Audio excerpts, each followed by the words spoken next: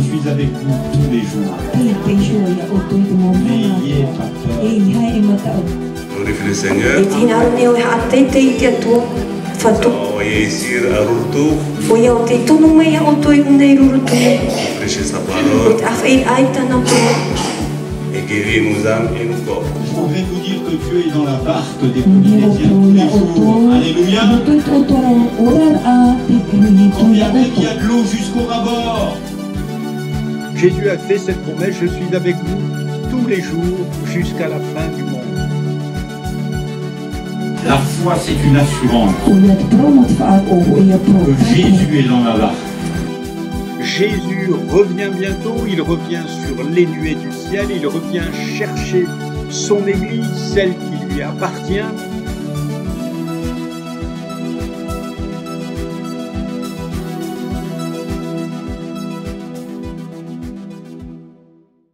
Il est ressuscité. Amen. Alléluia. Et il est là ce soir, nous avons soif de lui, mais il a plus soif de nous encore. Hein? Alléluia. Jésus a dit, j'ai désiré vivement. Et qu'ai-je à faire si le feu est déjà pris? Amen. Alors je suis heureux de partir et de vivre cette dernière soirée avec vous. On a été là pendant quelques jours, l'occasion de voir des semences sortir de terre, et puis c'est pas des bananiers qui sont sortis, hein. Ah là là, c'est des haïtos qui sont sortis, amen. Et je bénis Dieu parce que au travers de ces paroles prophétiques de dimanche, je réalise à quel point Dieu vous aime. Vous êtes son choix, et comme il a serré sur son cœur ses 12 premiers apôtres, comme il a serré sur son cœur ses 70 premiers qu'il a envoyés, eh bien, il vous chérit. Alléluia. Et pas seulement pour vous laisser là en train d'adorer, mais pour parcourir cette île et au-delà de cette île, parce que plusieurs vont partir et vont pouvoir aller dans d'autres îles, proclamer cette vérité extraordinaire. Il est vivant. Alléluia. À l'heure où la mort fait rage partout, où il y a des guerres, des bruits de guerre, où les choses deviennent terribles, où les religions s'accumulent. Tous les jours, il y a des nouvelles religions qui s'inventent. L'homme cherche, mais Dieu trouve. Alléluia. Et Dieu nous trouve. Amen. Je suis venu chercher et sauver ce qui est perdu. C'est Dieu qui m'a trouvé, hein? Amen. Et bien sûr, on essaie de chercher, on a essayé de fouiller quelques points, on a essayé plusieurs religions, mais quand Jésus nous saisit, alléluia, alors là, c'est pas une religion, c'est la vie. Amen. Alléluia. Et suite à tous ces messages et à ces moments merveilleux avec vous, j'ai voulu continuer aussi, et j'ai été travaillé par ce livre des Actes des Apôtres. Vous savez, les Actes des Apôtres, on pourrait aussi les appeler les Actes du Saint-Esprit avec les apôtres. Et même avec les premiers fils et filles, parce que vous savez qu'à partir des Actes des Apôtres, il n'y a plus de disciples. Il y a des fils et des filles. Alléluia. Amen. Le temps de Jésus, les évangiles, bien sûr, Jésus était en vie. Il était là, il avait des disciples. S'il était ici à Wainé, il ne pouvait pas être à Utuloa. Il était qu'à un seul lieu à la fois. Mais maintenant, je bénis Dieu qu'il a Utuloa et il est ici aussi. Alléluia. Mais on veut chérir sa présence ce soir, à Wainé, ici, et vivre sur son cœur. Et bien sûr, ces actes des apôtres finissent. C'est un livre qui finit, en fait, qui ne finit pas. Parce que maintenant, il y a les actes des frères et sœurs de Wainé. Amen. Alléluia. S'il y a eu les actes des apôtres, ils sont morts, hein, ils sont tous morts, ils sont au ciel, hein, les apôtres. Ils attendent la résurrection eux aussi, mais nous, on est en vie. Alléluia. Et nous voulons profiter de cette vie pour communiquer la vie véritable. Amen. Parce que Jésus a dit, je suis la vie. Cet après-midi, on a vu bien des gens marcher, faire du vélo, faire de la Vespa. Ils semblent vivants. Ils sont vivants, ils mangent, ils boivent. Mais ils sont morts dans leur péché. Certains ne savent même pas. Beaucoup ne le savent pas. Mais quand vous découvrez Jésus, vous découvrez la véritable vie. J'ouvre la Bible avec vous dans les Actes des Apôtres, chapitre 5, verset 29. Et on va prendre du temps pour, on a commencé pour adorer, bénir. On va prendre du temps dans la prière et on va laisser le Saint-Esprit véritablement remplir nos vies et nos cœurs. Et les sujets de prière seront devant la face de Dieu. Amen. Parce que Dieu sait ce que nous avons besoin. Alléluia. Acte 5, verset 29. Pierre et les apôtres répondirent: il faut obéir à Dieu plutôt qu'aux hommes. Le Dieu de nos pères a ressuscité Jésus, que vous avez tué en le pendant au bois. Dieu l'a élevé par sa droite comme prince et sauveur, pour donner à Israël la repentance et le pardon des péchés. Nous sommes témoins de ces choses, de même que le Saint-Esprit que Dieu a donné à ceux qui lui obéissent. Furieux de ces paroles, il voulait les faire mourir. Mais un pharisien nommé Gamaliel, docteur de la loi, estimé de tout le peuple, se leva dans le Sanhédrin et ordonna de faire sortir un instant les apôtres. Puis il leur dit: hommes israélites, prenez garde à ce que vous allez faire à l'égard de ces gens. Car il n'y a pas longtemps que parut Teudas, qui se donnait pour quelque chose, et auquel se rallièrent environ 400 hommes. Il fut tué, et tous ceux qui l'avaient suivi furent mis en déroute et réduits à rien. Après lui parut Judas le Galiléen, à l'époque du recensement, et il attira du monde à son parti. Il périt aussi, et tous ceux qui l'avaient suivi furent dispersés. Et maintenant, je vous le dis, ne vous occupez plus de ces hommes, et laissez-les aller. Si cette entreprise ou cette œuvre vient des hommes, elle se détruira. Mais si elle vient de Dieu, vous ne pourrez la détruire. Ne courez pas le risque d'avoir combattu contre Dieu. Ils se rangèrent à son avis, et ayant appelé les apôtres, ils les firent battre de verges. Ils leur défendirent de parler au nom de Jésus, et ils les relâchèrent. Les apôtres se retirèrent de devant le Sanhédrin, joyeux d'avoir été jugés dignes de subir des outrages pour le nom de Jésus. Et chaque jour, dans le temple et dans les maisons, ils ne cessaient d'enseigner et d'annoncer la bonne nouvelle de Jésus-Christ. Amen. Alléluia. Voilà, il y avait quelques haïtos là. Alléluia. Quelques hommes qui n'ont pas eu peur de franchir la barrière. Et mon thème ce soir: à qui faut-il obéir? Et le titre c'est: il faut obéir à Dieu plutôt qu'aux hommes. Alléluia. On voit qu'il y a toujours une opposition, qu'il y a toujours une difficulté quand on veut véritablement se soumettre à Dieu. Alors il y a toute espèce de choses qui viennent. Les actes du Saint-Esprit se trouvent à l'œuvre. Vous savez, quand le Saint-Esprit nous convainc et nous pousse, comme il a poussé ses premiers apôtres, ses premiers envoyés ont été poussés véritablement, et rien ne pouvait les arrêter. Jésus avait fait cette promesse: vous restez là, je vous enverrai, restez là, j'ai pas fini. Dis à ton voisin, c'est pas l'heure de partir, et dis à l'autre, et c'est pas l'heure de dormir non plus. Jésus avait fait cette promesse: vous allez rester à Jérusalem et vous recevrez une puissance, le Saint-Esprit, et vous serez mes témoins. Alléluia. Et le témoignage de Jésus, c'est de guérir les malades, c'est de chasser les démons, de délivrer les captifs. Alléluia. Et de proclamer la bonne nouvelle. Alléluia. Et Dieu sait si cette île a besoin de la bonne nouvelle. Amen. Dieu sait si les hommes et les femmes ont besoin d'entendre cette bonne nouvelle et de vivre cette bonne nouvelle. Et on sait que tout s'oppose à ça. Et les pharisiens, bien sûr, tout ce qui est religieux s'oppose à ça. Vous savez, la religion veut des règles. La religion vous met dans un cadre. Fais pas comme ça, fais pas comme ça. Elle vous dit, la religion vous dit: mais tu as mangé l'arbre de la connaissance du bien et du mal, alors je vais t'instruire. Tu vas faire 15 années de faculté et tu sauras quelle est la connaissance du bien et du mal. Mais Jésus-Christ dit: choisis la vie. Alléluia. Parce que le bien et le mal, vous ne pourrez jamais le découvrir, mais la vie éternelle, vous la saisirez en Jésus-Christ. Amen. Et vous la saisirez par le Saint-Esprit. Voilà pourquoi,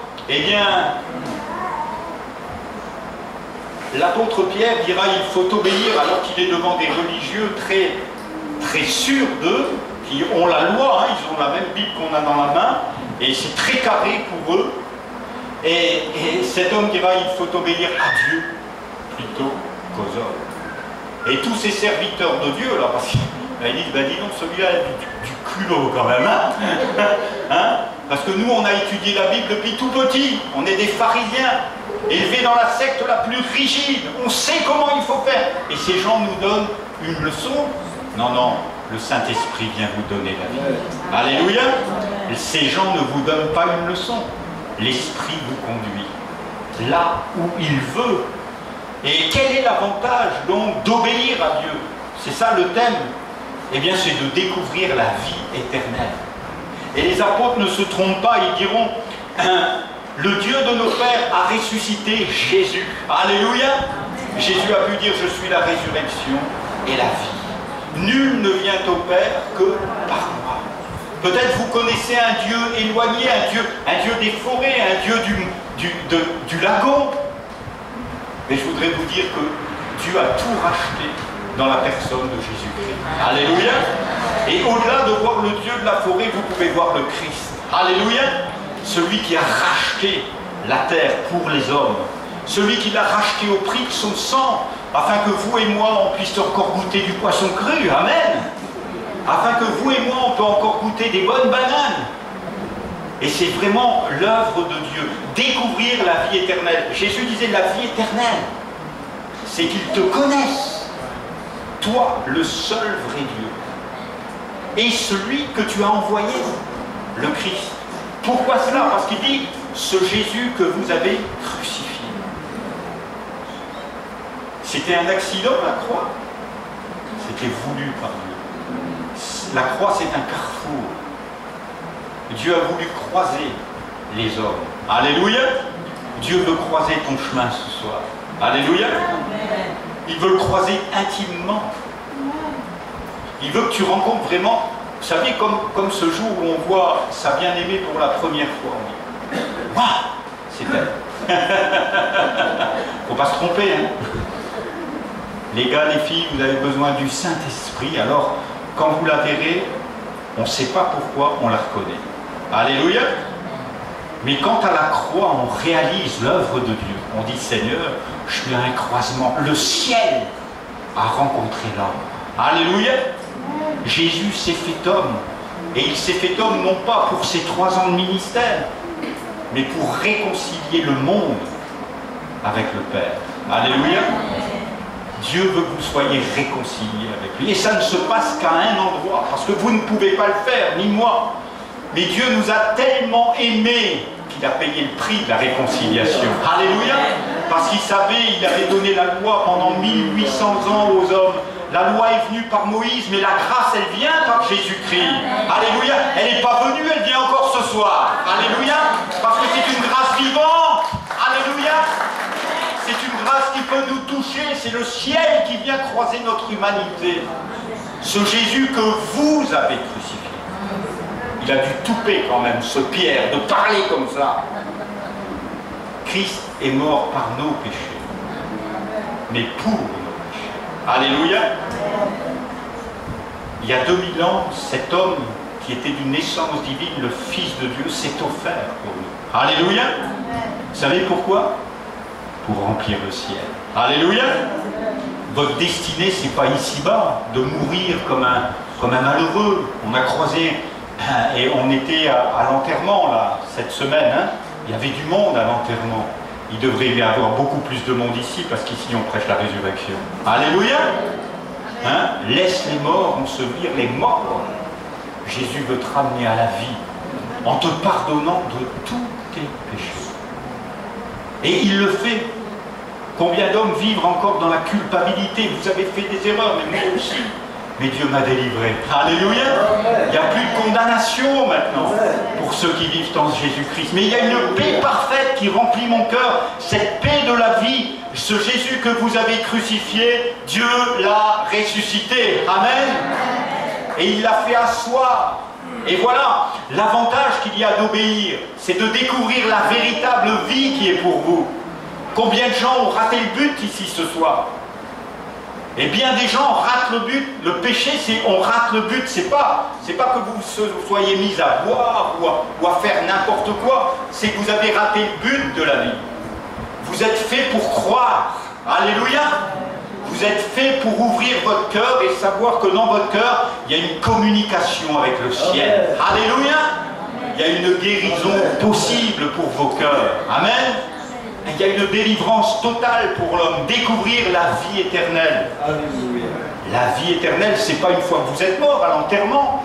Tout le monde se précipite à l'enterrement. Il croit que la vie commence là. Mais non, la vie elle commence ici ce soir. Alléluia. Parce que ce soir, vous pouvez commencer à croire. Alléluia. Et croire, c'est vivre. Et Dieu veut nous entraîner véritablement. Quel est l'avantage d'obéir à Dieu? C'est découvrir la vie, c'est découvrir la direction. Et Jean ne s'y trompe pas, Pierre ne s'y trompe pas. Dieu l'a élevé par sa droite comme prince et sauveur pour donner à Israël la repentance et le pardon des péchés. Regardez-moi bien ici. C'est avantageux d'obéir à Dieu parce que là, on est dirigé. Alléluia.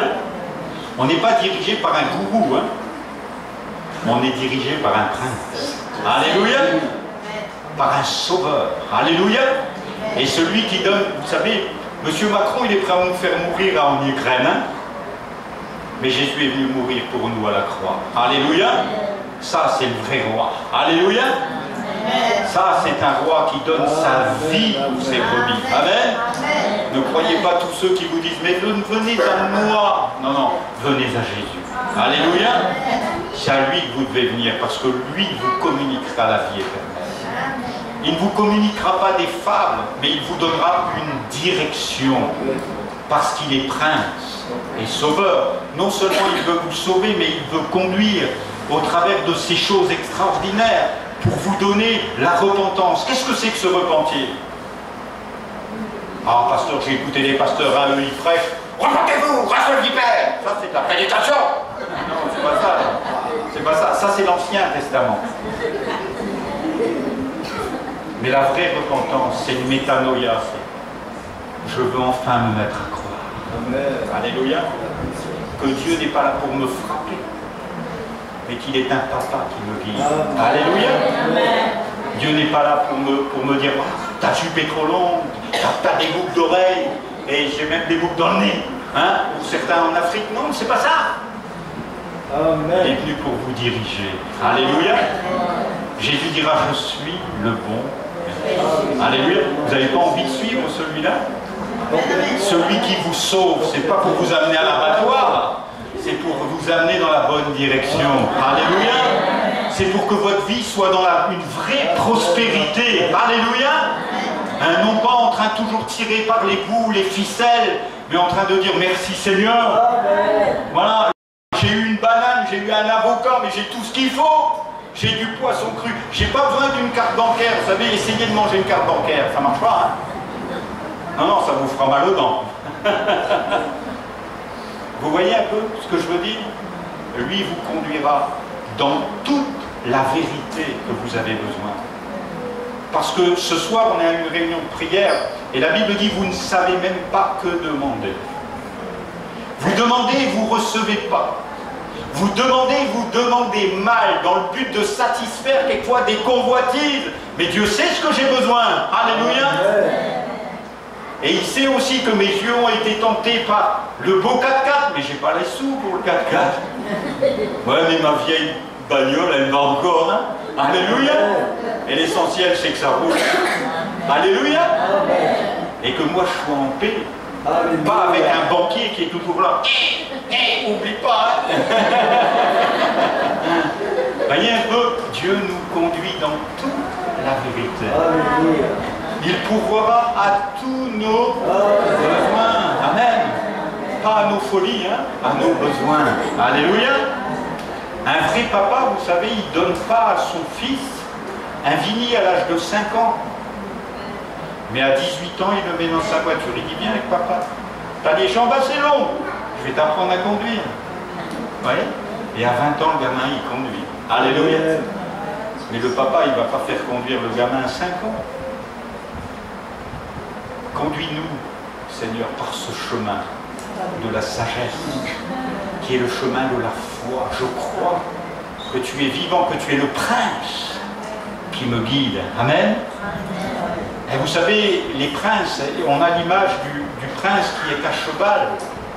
Et les princes qui ont appris à monter dès leur enfance, jamais ils frappent le cheval. Jamais ils tirent sur le bord. Juste un petit coup sur le côté et le cheval comprend. Alléluia. Et Dieu nous dit, hein, soyez pas comme un mulet, hein, comme un bourricot qu'on doit taper sur son arrière pour qu'il avance. Mais soyez comme les chevaux de ce prince qui, juste un petit coup, et comprennent. J'aime l'histoire du roi David, vous savez qu'il part à la guerre, il y a des hommes avec lui qui risquent leur vie.